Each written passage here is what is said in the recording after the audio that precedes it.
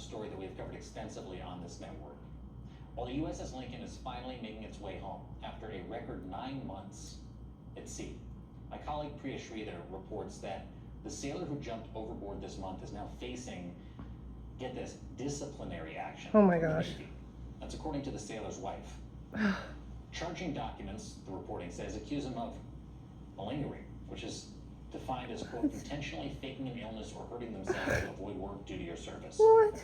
For their part, a Navy officer says that they are, quote, fully committed to the health and well-being of every sailor. Mental health resources are available to our sailors 24/7.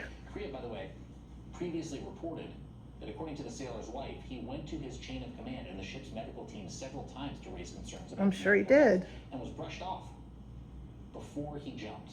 Right, that's... Now his wife says, quote, I think they're insane for doing this to people who need mental help. Instead of giving them help, this is just another huge stressor. Yep. I want to bring in MSNOW Pentagon reporter Priya Sridhar, who broke the story for us. She's also a former officer in the Navy. Priya, wow. Tell us what else you learned from the documents charging the sailor who jumped overboard.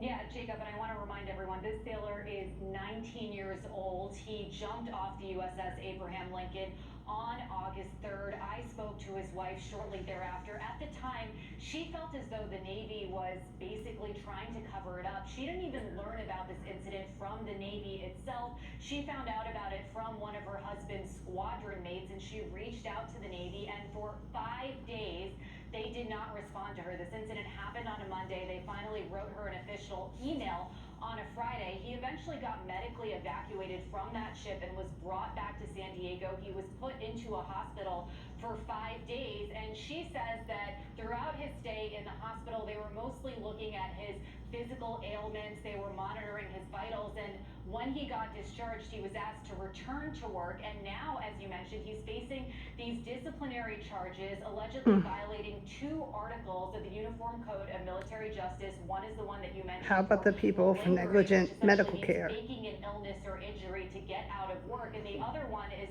for leaving their workstation without the proper authority. So as you can imagine, Jacob, this is... He thought this was the only way he could get their attention.